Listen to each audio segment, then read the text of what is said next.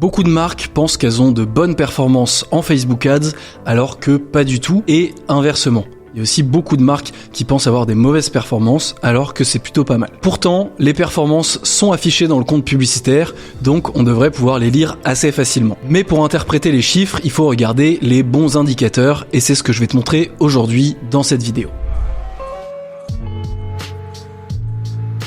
Salut, moi c'est Aymeric, je suis le CEO et cofondateur de KickAds, le partenaire stratégique des e-commerçants pour la créa en social ads. J'ai aussi cofondé Cartel, le partenaire de croissance des e-commerçants qui est plus spécialisé dans la partie technique et media buying. Avec ces deux agences, on a dépensé plus de 3 millions d'euros sur les 6 derniers mois sur Facebook Ads et on a produit plus de 3000 créas depuis qu'on a démarré pour environ 70 clients. Dans cette vidéo, je vais te montrer les différents indicateurs à surveiller et comment les analyser. C'est ultra important parce que si tu regardes les mauvais indicateurs ou que tu les analyses mal, tu vas certainement prendre des mauvaises décisions pour tes campagnes. Ces indicateurs, ils se décomposent en deux catégories. La première catégorie qu'on va voir tout de suite, c'est les métriques méta. Comme son nom l'indique, les métriques méta, ça va être des métriques qu'on va voir dans l'Ads Manager de Meta. Donc c'est des métriques qui vont être liées uniquement à la donnée de Meta et pas forcément à la donnée business de l'entreprise. Dans les métriques Meta, je distingue 3 sous-catégories et la première, c'est ce que j'appelle les métriques de performance. Les métriques de performance, c'est principalement le CPA et le ROS. Le CPA, c'est le coût par achat. On prend le montant qui a été dépensé et on le divise par le nombre d'achats qui est remonté sur Meta. Et le ROS, c'est le retour sur investissement. Pour 1 euro investi, par exemple, on récolte 3 euros en chiffre d'affaires. Pour savoir si ces indicateurs sont bons, il faut d'abord définir le CPA et le ROS cible. Pour ça, il faut prendre en compte la marge sur le produit vendu et ensuite avoir pour objectif d'être au minimum break-even sur le premier achat, sauf si on fait de l'abonnement où on peut se permettre d'être break-even seulement au bout de 1 ou 2 mois par exemple. Par exemple, sur un produit que l'on vend 40 euros avec 50% de marge avant publicité, la marge est de 20 euros. Donc le CPA cible maximum sera 20 euros. Évidemment, c'est simplifié. Selon les problématiques business de chaque entreprise, ça peut changer. Par exemple, si vous vendez un produit sur lequel il n'y a pas du tout de récurrence, il faudra être plus que break-even dès le premier achat, sinon vous n'allez pas gagner d'argent. Ensuite, pour connaître le CPA et le ROS de vos campagnes, je vous recommande fortement de prendre l'attribution 7 jours clic. En gros, l'attribution, c'est le paramètre qui va définir si Meta va s'attribuer une conversion ou non. Dans le cas où on laisse le paramètre d'attribution de base, qui est 7 jours clic, 1 jour vu, Meta va s'attribuer les conversions 7 jours après un clic sur la publicité et 1 jour après la vue d'une publicité, même s'il n'y a pas de clic. Sauf que ça pose un problème, notamment dans le cas où on a beaucoup de conversions 1 jour vu. Si par exemple vous êtes une marque avec plusieurs sources d'acquisition, Meta va aller se concentrer sur les personnes qui ont déjà été préchauffées par les autres sources d'acquisition et va aller chercher les conversions faciles, même si les personnes ne cliquent pas sur la publicité. Dans ces conditions, on peut légitimement se demander si Meta a réellement eu un impact ou pas sur ces conversions. Si jamais, en regardant le détail, vous voyez qu'il y a seulement une toute petite partie des conversions qui est en 1 jour vu, c'est pas un problème. Maintenant, si on a plus de 15 ou 20%, il faut changer et passer en 7 jours clic. Pour voir la part des conversions attribuables à la fenêtre 1 jour vu, c'est très simple, vous cliquez sur les colonnes et tout en bas, il va y avoir un réglage comparer les paramètres d'attribution. Vous sélectionnez 7 jours clic et 1 jour vu et vous voyez la répartition. Et ensuite, pour changer l'attribution d'une campagne, c'est aussi très simple, ça se fait dans les réglages au niveau de l'adset. Attention cependant au CPA et au ROS, même en les prenant en 7 jours clic, ces métriques, elles sont quand même imparfaites. Premièrement, elles sont forcément dépendantes du tracking Meta, qui est pas toujours qualitatif.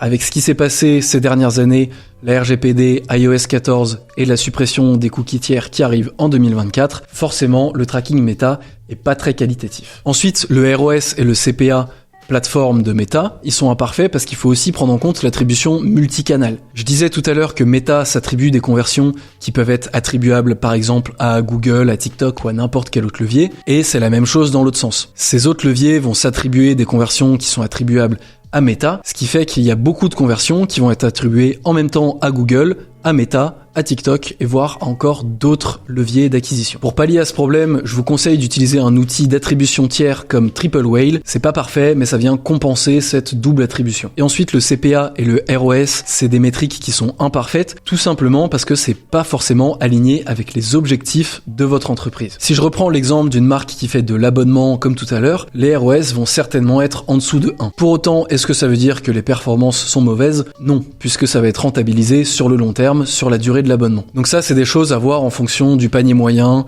du taux de conversion, de la marge et du business model, s'il y a de la LTV ou non. Ensuite, on a la deuxième sous-catégorie des métriques méta, c'est ce que j'appelle les métriques d'analyse. C'est des indicateurs intermédiaires qui vont pas permettre de voir si les performances sont bonnes ou sont mauvaises, mais c'est des indicateurs qui vont permettre d'analyser pour voir où est-ce qu'il y a un trou dans la raquette et si on peut le réparer ou non. Pour ça, on va analyser les performances en funnel de conversion, en partant de l'impression, en passant par le clic, la visite, l'ajout au panier et enfin l'achat. Par exemple, si on arrive à attirer énormément de personnes qualifiées sur le site, mais qu'ensuite le taux d'ajout au panier est faible, on peut se dire qu'il y a certainement un problème de conversion sur la page de vente. Donc ici, l'objectif, ça va être d'analyser deux choses. On va à chaque étape du funnel de conversion analyser le coût par action. Donc on va avoir le coût par clic, le coût par visite, le coût par vue de contenu, le coût par ajout au panier, le coût par paiement initié et enfin le coût par achat. L'objectif, c'est de voir à quel moment ce coût il commence à augmenter et à être trop élevé. Par exemple, si on a un CPA cible de 20 € et qu'on voit que notre coût par ajout au panier est déjà de 18 €, on se dit que le problème vient certainement d'avant l'ajout au panier. Ensuite, une fois qu'on a analysé le coût par action à chaque action, on va analyser le taux de déperdition entre une action et la suivante. Pour ça, il faut créer des métriques personnalisées dans le Business Manager. Premièrement, on a le taux d'arrivée. Le taux d'arrivée, ça va être la différence entre les clics et les vues de page de destination. Par exemple, si on a un taux d'arrivée de 70%, ça veut dire que sur 100 clics, on a 70 personnes qui arrivent sur la page et qui sont traquées. Ensuite, on a un indicateur que j'appelle la qualité du trafic. La qualité du trafic, ça va être le nombre de vues de contenu, donc le nombre de vues de pages produits, divisé par le nombre d'arrivées sur le site. Logiquement, plus votre catalogue est fourni, plus ce taux devrait être important. Et globalement, il doit toujours être au-dessus de 100%, sinon c'est certainement qu'il y a quelque chose qui va pas dans votre funnel de conversion. Ensuite, il y a le taux d'ajout au panier. Le taux d'ajout au panier, on peut le calculer de deux façons différentes, soit sur les visites sur le site, soit sur les vues de pages produits. Donc ça va être le nombre d'ajouts au panier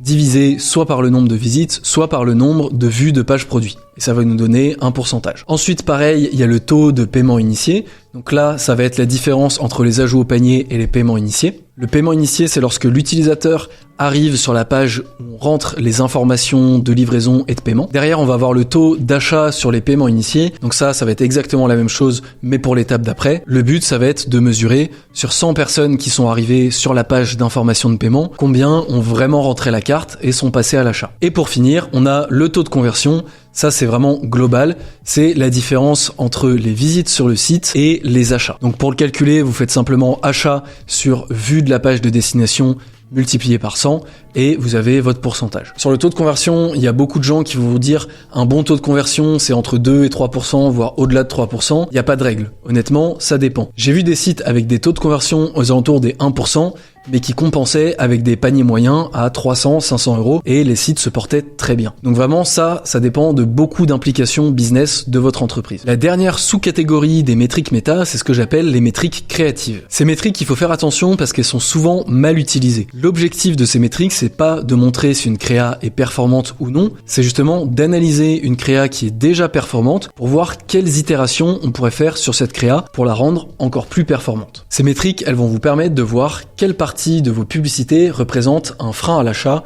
voire même un frein au clic. Donc premièrement, on a le hook rate. Le hook rate, c'est la part des gens qui ont vu minimum 3 secondes d'une vidéo. Encore une fois, on dit souvent qu'un bon hook rate, c'est au-delà de 30%. C'est pas vrai. Sur certains des clients qu'on accompagne, on n'atteindra jamais 30%.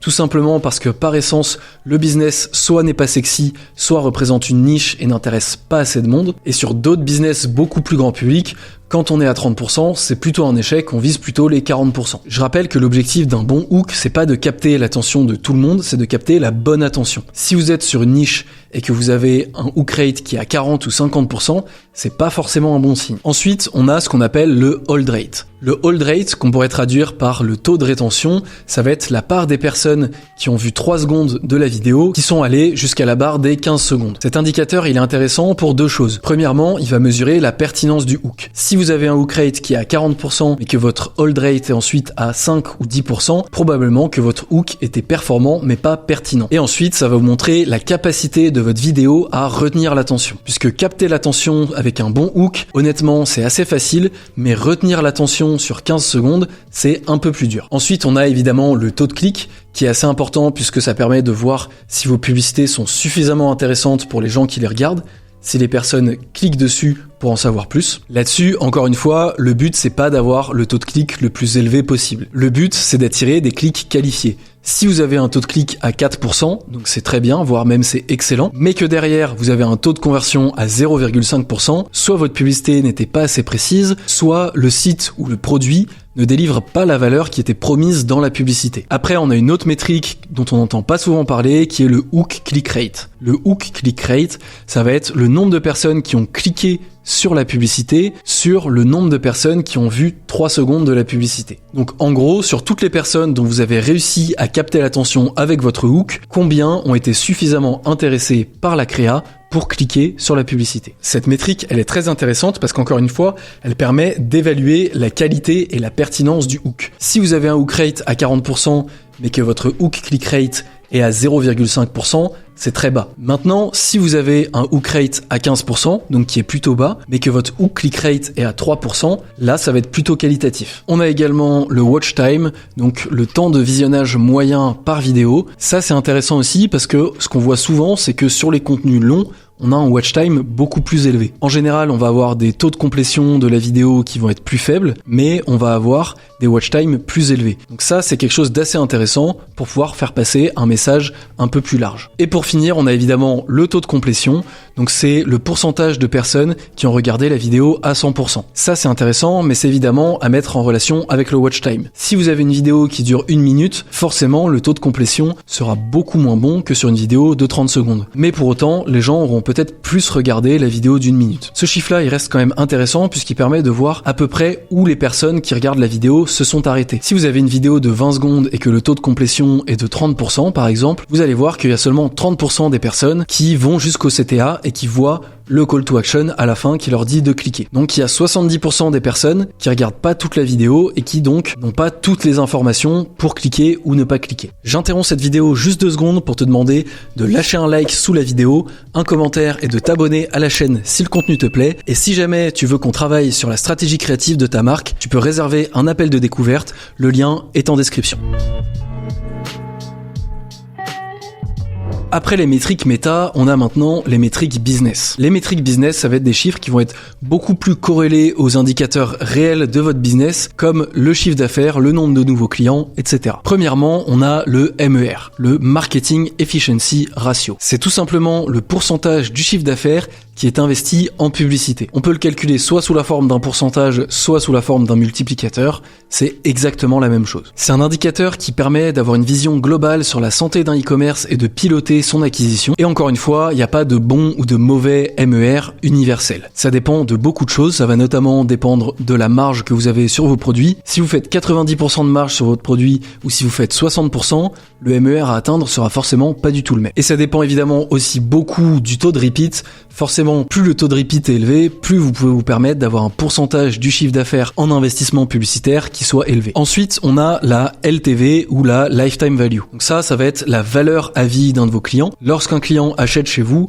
combien est-ce qu'il dépense au total au cours de sa vie? On la mesure en général à 30, 60 et 90 jours. La LTV, c'est évidemment super important de la connaître parce que si les gens achètent plusieurs fois chez vous en moyenne, vous pouvez vous permettre de ne pas être rentable dès le premier achat ou en tout cas d'être un peu moins rentable. On a également le panier moyen. Le panier moyen, c'est la somme que vos clients dépensent en moyenne chez vous lors d'un achat. Si vous avez un taux de repeat qui est faible et une LTV qui est faible, l'objectif, ça va être d'augmenter au maximum votre panier moyen pour essayer de rentabiliser au maximum le premier achat. Et si vous avez suivi jusqu'ici, vous savez que si vous avez un produit qui est du one shot, donc sur lequel il n'y a pas de LTV, il n'y a pas de récurrence, et que le panier moyen est bas, par exemple à 20 €, ça va être très compliqué pour vous de rentabiliser des publicités. Après, on a le taux de conversion. Le taux de conversion, j'en ai déjà un petit peu parlé, c'est sur le nombre de personnes qui viennent chez vous, quel pourcentage passe à l'achat. Évidemment, on cherche à ce que ce pourcentage il soit le plus élevé possible, mais comme je l'ai dit, un taux de conversion bas, s'il est compensé par un panier moyen élevé ou par une LTV très élevée, c'est pas forcément un problème. Le dernier indicateur qui selon moi est le plus important pour beaucoup de marques, c'est le CAC ou le NCCPA. NCCPA, c'est pour New Customer Cost per Acquisition, et le CAC c'est Client Acquisition Cost, donc le coût par acquisition. Concrètement, c'est le prix que l'on paye en publicité pour acquérir un nouveau client pour sa marque. Pour le calculer, il suffit de faire investissement publicitaire divisé par nouveau client sur une période donnée. C'est notamment l'indicateur le plus important pour les marques qui ont une LTV élevée, qui ont un taux de repeat élevé ou carrément qui font de l'abonnement. Pour ces marques-là, il faut calculer le ratio LTV divisé par CAC, puisque le coût d'acquisition client va être rentabilisé sur la durée. Par exemple, si le panier moyen d'un produit est de 50 € et que le coût d'acquisition client est de 50 € aussi, on va avoir un ROS de 1. On se dit que c'est pas top. Sauf que si la LTV sur ce produit est de 200 €, finalement on va avoir un ratio de LTV divisé par CAC de 4. Donc ce qui est plutôt très bien. Sur ce type de business, il faut avant tout regarder le CAC, puisque si on regarde le MER ou le ROS par exemple, on va pas forcément avoir les bons indicateurs pour prendre des bonnes décisions. C'est tout pour cette vidéo, j'espère qu'elle t'a plu. Si jamais c'est le cas, je t'invite à me lâcher un like et un commentaire et à t'abonner à la chaîne. Ça m'aide beaucoup à continuer de te proposer du contenu de qualité gratuitement. Je te laisse avec ma vidéo de la semaine dernière et d'ici là, moi je te dis à la semaine prochaine pour une nouvelle vidéo. Salut!